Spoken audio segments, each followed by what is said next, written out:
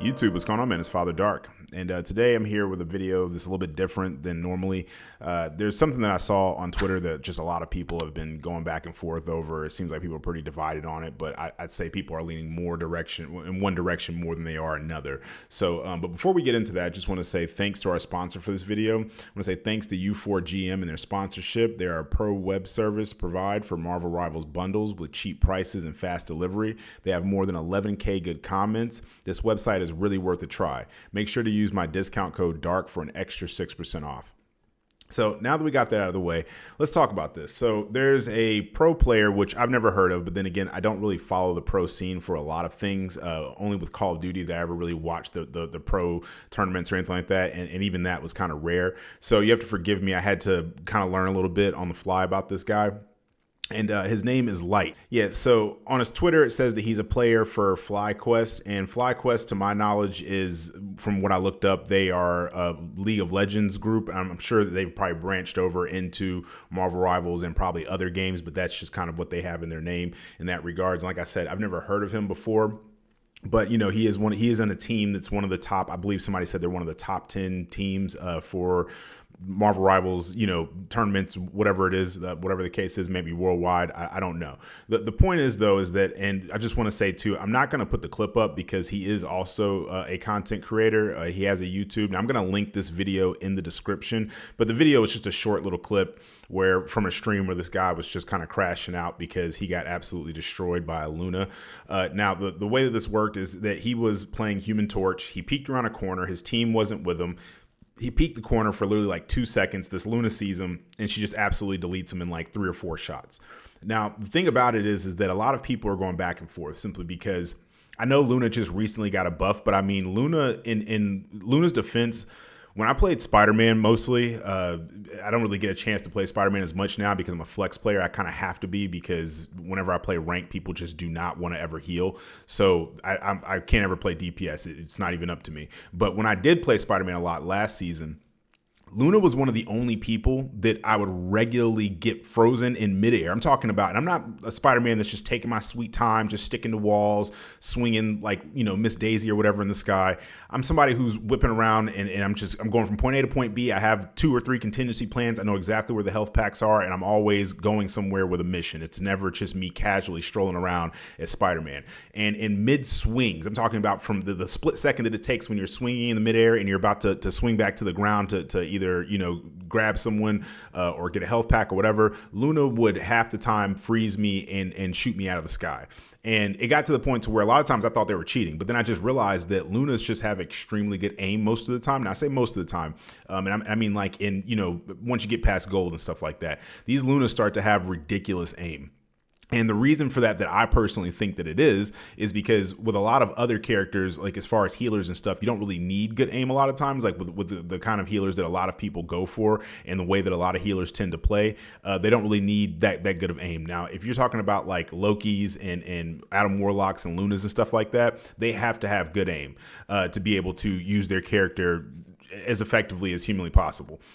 So to me, that just made sense that like Lunas would 9 times out of 10 have better aim than not, just because that's kind of how their whole kit works. They don't have like a cloak and dagger type ability or a rocket to where they can just hold down the trigger and pretty much just kind of hit whatever they're seeing or whatever. So to me, it makes sense why that's the case. But a lot of people are saying that, and when I say a lot of people, I mean, I feel like people that don't play support, to them, they feel like Luna Snow is really broken. They feel like that healers should basically just exist to heal people. And the problem that I have with this, just like as a little bit of a context, like, you know, like I was saying before, being a flex player pretty much means that you're 9 times out of 10 going to be a healer or a tank. And, you know, the thing about that is that when you are playing as a healer, most of us are solo queuing. Most of us don't have people that are constantly there 24/7 for us to play with. Even me being somebody who has a Discord, which if you haven't joined a Discord, go ahead and join a Discord. A lot of times I choose to play alone just because it's easier for me to focus without having to worry about other people getting upset or, you know, maybe we want to play the same character or whatever the case is. There's a lot of different reasons why I choose to do that. And sometimes I do play with people from our Discord as well. But for the most part, though, most of the time when I jump on, I don't want to have to worry about linking up with other people or playing on their schedule or worrying about whatever else they got going on.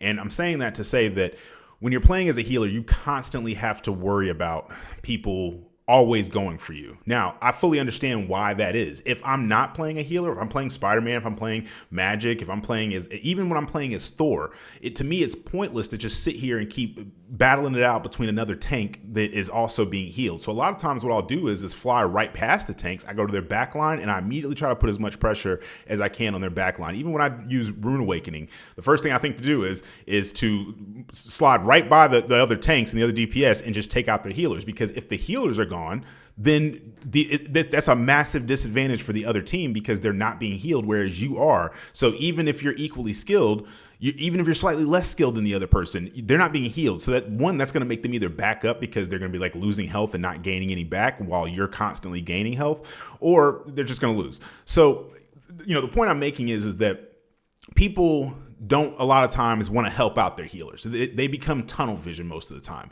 People will see Captain America run right past them and jump over them, and they'll never think to turn around and be like, let me help out the people behind me, because clearly he's going for the people behind me. No one ever thinks about that. I can count on one hand how many times that I've been being dived as a healer.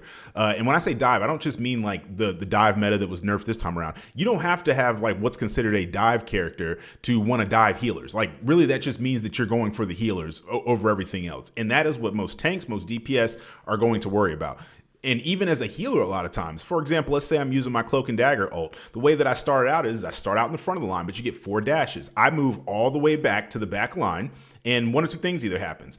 Either the healers are in the ult and they start taking the damage, plus I blind them and then start hitting them with my main attack, or they back up out of it, but I'm still in the ult, so I'm being healed, blind them, and then I delete them. That's usually how that ends up working out for me. And it's really rare that anyone turns out to help them. And I'm sure they're pinging me and saying like, hey, we need some type of help. And the people are like, well, I'm too busy fighting this tank up here that I'm now going to lose this engagement because my healers they're not existent now. They're spectating, waiting to respawn back in the spawn room. Or DPS are so worried about doing DPS work that they're not, people just don't help.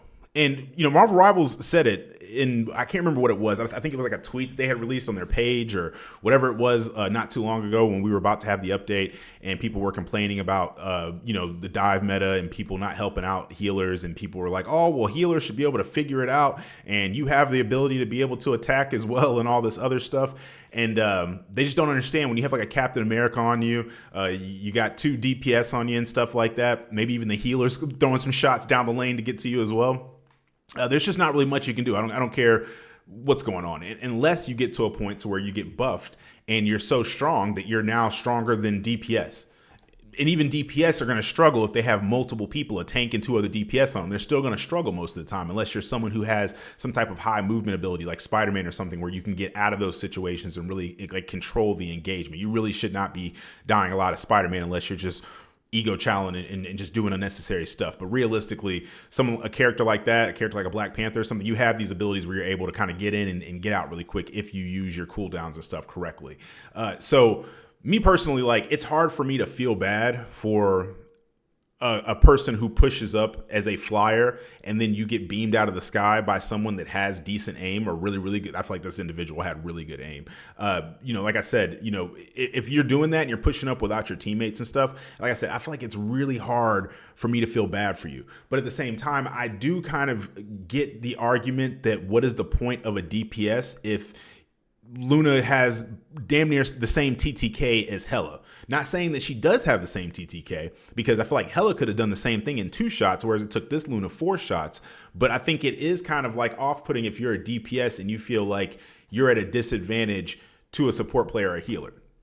Now, once again, I'm extremely biased, because if anybody watched the console rank run that I did, where I played on console to see if it was easier, the same, or harder than PC lobbies, I carried like 99% of my games as healers. And I think that there's a bigger issue here that we're not really talking about. And the issue is that, no offense to any DPS players, not everything is a monolith. So if I say this type of players do this or this type of players do that, I can't possibly sit here every time and say, oh, I'm only talking about this group of people, I'm only talking about that group of people. The thing is that a lot of DPS players have extremely massive egos, and they look down on certain roles and think like that's beneath them. I'm not as cool. I'm not going to be looked at as pertinent or whatever as if I'm doing the DPS role, like if I do any other role. I'm playing ranked yesterday with a friend of mine, one of the mods in the Discord, and we could not seem to get DPS that knew what they were doing. And if you try to play DPS, this team, instead of switching to a healer, even if you insta-lock it, they would rather play their favorite DPS character than switch over to healing. And half the time, they don't even know how to play a healer. If they're actually forced to, because just no one is going to the healer role, they'll end up somehow after 3 rounds in a match with like 5k healing or something like that, and like 2 eliminations, because they have never even attempted to play a support role ever. And then not only are you not able to play a support role, but then if someone just does go, you know what, well, somebody's got to heal, so let me be the bigger person and do it. A lot of times your DPS will still go like 3 and 11. And it's like, brother, what are we doing here?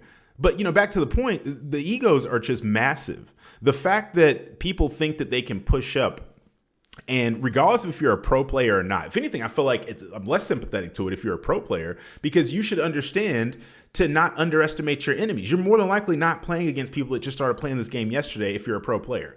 After you play so much, the game is going to start putting you in with people that have some level of common sense. And I could be wrong, but I'm pretty sure that in this clip, this was a ranked match. It could have been quick play, but I feel like it was a ranked match.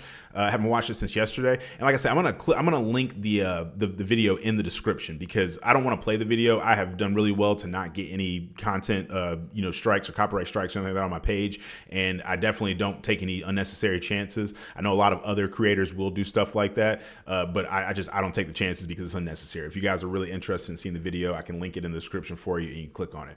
But like I said, though, you should have some level of understanding that if you're a lone flyer in the sky and your enemies have even remotely good aim, they're just going to get you out of there, or at least get you one shot. And if you're not someone like Iron Man that has the ability to just really quickly fly away from engagements and stuff like that, what are we doing here? And like I said, I feel like a lot of that is just ego and pride. It's this, I'm the best player. I'm a DPS player. I'm so good. I'm a pro player. Even when people aren't pro players, they still kind of have this mindset. And instead of accepting that, okay, look, I'm playing a flyer and they have someone who's really good at getting flyers up out of here, let me switch to someone else. It's like, no, I'm just going to keep banging my head up against this wall and hoping that the wall gives in before my head does. And it's funny because like I saw this, it was like a meme that somebody made the other day where it's a guy, he's like playing rock, paper, scissors with another guy. And he basically only picks scissors.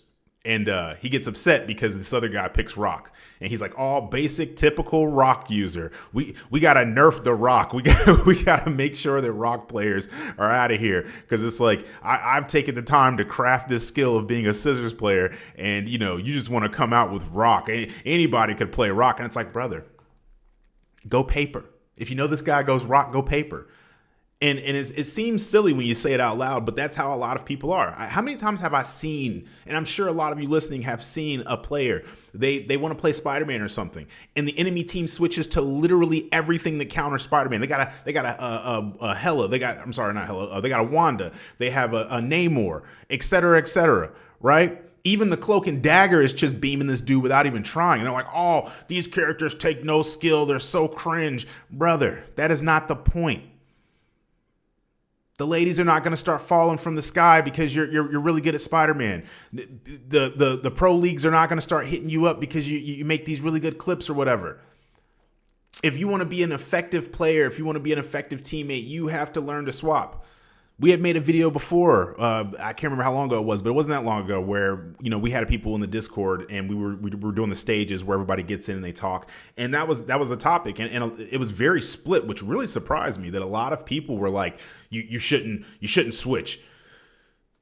If you're getting diffed, if the enemy team has done nothing but switch to things that are your counters, I get it. When I'm playing quick play and I was learning how to play Spider-Man, most of the time, like 8 out of 10 times, people would switch to Namor immediately because that's just something that people have heard. Even if they don't play Namor, they just know. They're like, okay, well, he's got these squids. They're like turrets, and they automatically kind of lock onto Spider-Man, and we'll get him up out of here. But the thing is like, I just learned to have better positioning. I've played Namor, so I know Namor only gets 2 squids at a time.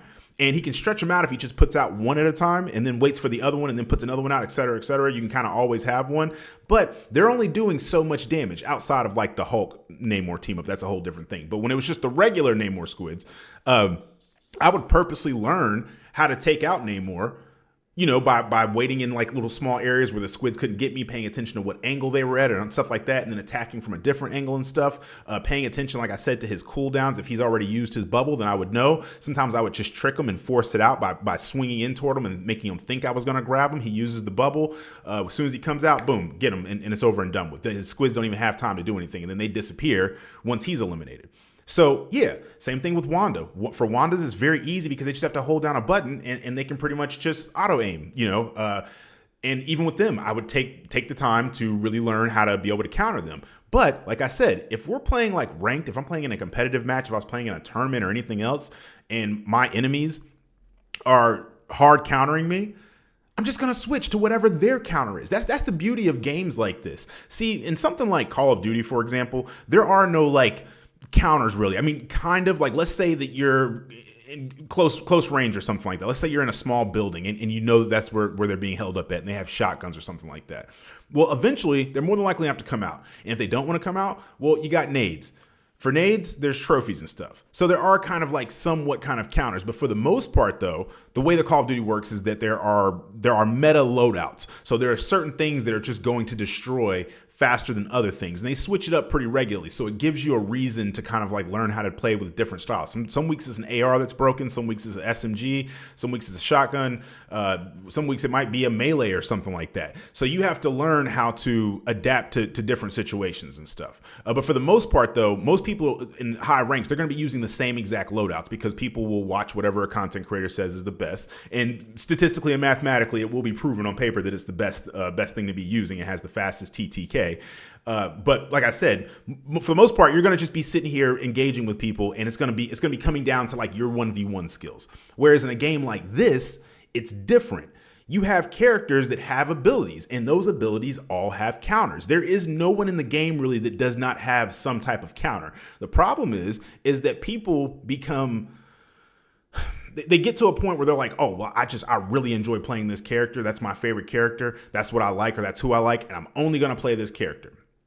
This is one of the only games where I've ever played where I've heard people say, they start out every comment that they leave, they start out every statement that they say as, they say, as a blank main, as a Adam Warlock main, as a Spider-Man main, as a such and such main. Flex players are such a rare breed of people. They really are. And I've seen this, and I know it for a fact because, like I said, if I load into a ranked match right now, and I just go, let's just say like for the rest of the day today, I load into ranked and I say, I'm only going to play Hawkeye.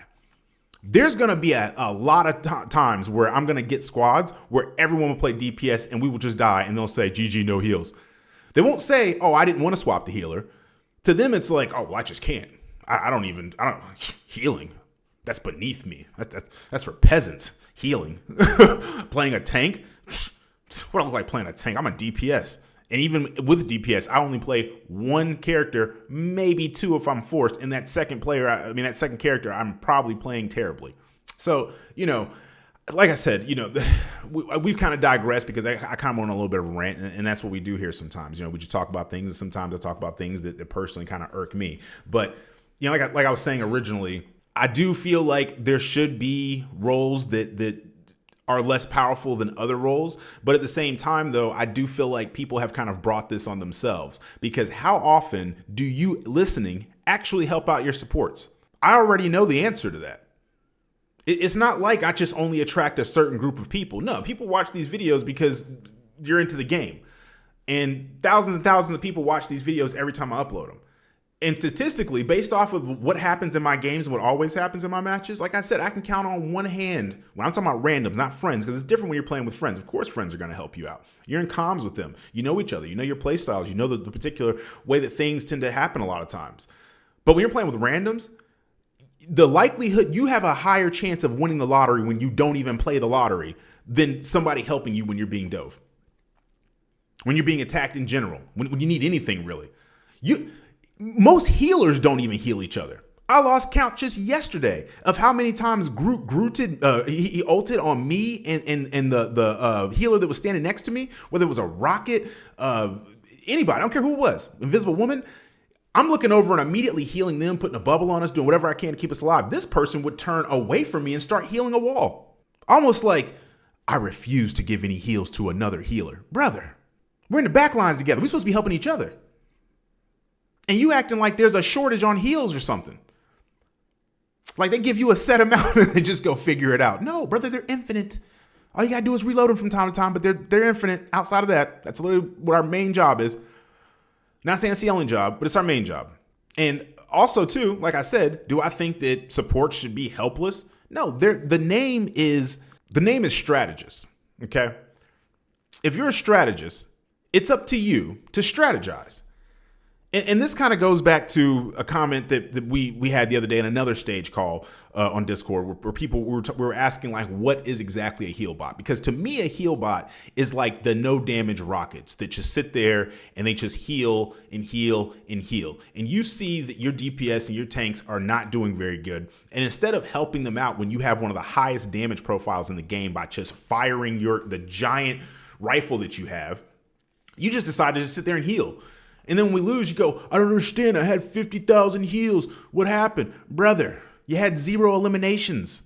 The other enemy healers had 18 eliminations, 20 eliminations, and they had 20K and 30K healing. Dead people don't do damage.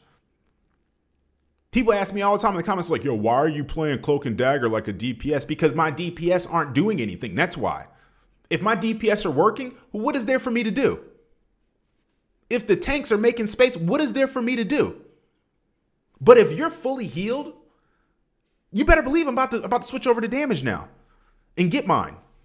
And it's nothing to do with like, oh, I want to make my stats look pretty and all this. I don't care about that. Recently, somebody called me what did they say? They said I was a Renaissance man. You know, I'm not gonna lie, I didn't know what that was. I'm like, Renaissance man, what are you talking about? You know what I'm saying? I look it up and I see this basically just somebody that uses any tool at their disposal to get the job done. And I take 0 offense to that. That is how I look at life.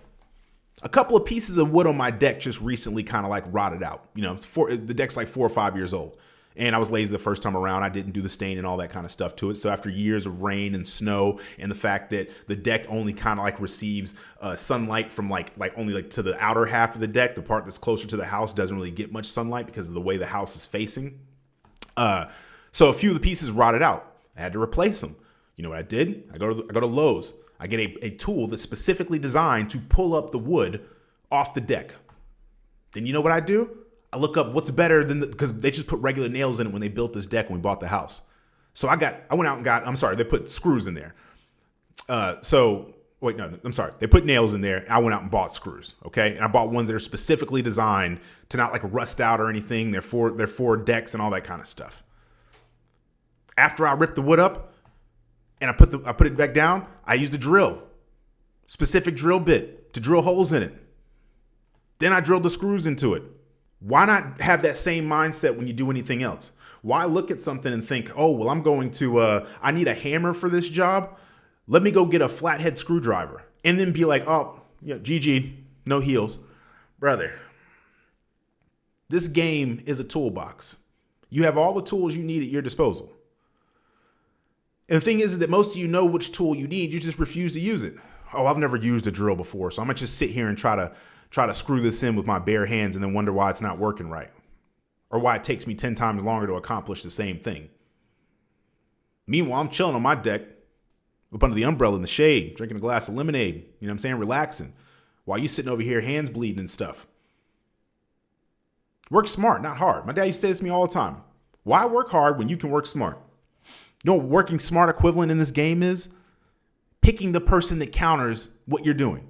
If you're playing a flyer and they got Hellas and Punishers and stuff, get off flyer. We get it. The last 10 games you did really good because for some strange reason, people just refuse to pick your counters. We get it. But as soon as that happens, what shame is there in just switching to something else? There's none. None whatsoever. And another thing, you guys got 2 options here, okay? If you think healers are too overpowered, help the healers out and maybe they'll nerf them a bit. so that healers can heal you predominantly and do a little bit of damage. Just kind of help out when they're weak and stuff like that. But if not, what do you expect the devs to do? When nobody wants to heal because they know it's not a fun experience. What do you expect them to do? Nothing?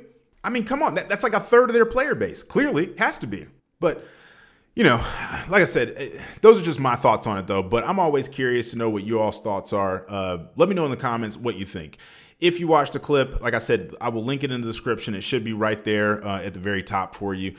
Check that video out. Let me know what you think. Do you think it was bad positioning on his part? Do you think Luna is just too OP? She's overpowered, or healers in general overpowered? What are your thoughts on it? Like I said, I'm just one person. I deal with the things I deal with. I have the perceptions I have. This is not an echo chamber. I say that all the time. It's just because I really try to reinforce that. This is not an echo chamber. Now, you come in the comments and you're talking reckless. More than likely, YouTube's just going to filter your comment. I'm not even going to see it. No one else will. But still, though, like I said, as long as we can have a rational discussion like adults, I'm for it all day long. And if you really want to talk about it, you're more than welcome to join the Discord. If you're having a hard time finding it, you just look on my actual channel page next to my logo. You'll see where it says more info, and you can see the link to the Discord. You click that, you're in there, and I'm in there every day. We have conversations like this regularly where I make videos and we have stages and stuff like that. Also, because today is Friday, that reminds me, that's another thing that we do. We do custom games in there all the time. Now, I'm not part of all the ones throughout the week because I'm usually busy working and stuff like that. I'm on different videos and whatever. But on Fridays, I do come in there and play customs with everyone, and I usually stream that as well. So those are good reasons to join it. But like I said, this is not an echo chamber. You're allowed to have different thoughts and opinions. Like I said, some people in the comments of the video, they were like, he's a pro player. Maybe the Luna was cheating or something. There was a couple of different things people were saying. But I feel like 90% of the people in there they were cooking, bro. You know, they were saying, get good, you know, because that's just people's favorite thing. Even though this guy's a pro player and he is good, that's what a lot of people misunderstand. It's like, you can be good at something and still make a mistake. LeBron can come to a basketball court right now and think like, oh, this guy knows nothing. He's never shot in his life, whatever. And I could just dunk on him. People are like, oh, this guy dunked on LeBron. Well, brother, if he wasn't expecting me to, and he wasn't playing to like his full ability, of course I could do it. But at the same time, though, if he didn't underestimate me and really thought and saw me as competition, then he'd probably demolish me. Right? And it's kind of the same thing with a situation like that. I feel like this guy came around the corner. He was thinking, oh, this is just a regular rank match, a quick play or whatever it was. And this guy's not nice like that. And he got absolutely destroyed by someone that has really, really good aim, someone who has taken the time to hone their skills. There are people out there right now that are better than pro players. They just don't take this that seriously. They have a regular job. They have a life, a family, whatever. And that's how it is with a lot of stuff. We probably all know somebody like that who's goated and probably could be pro at whatever, whether it's golf or the video games, cooking, whatever, right? But they don't take it seriously. They don't care. They may be really good at it, but they don't want to do it as a career.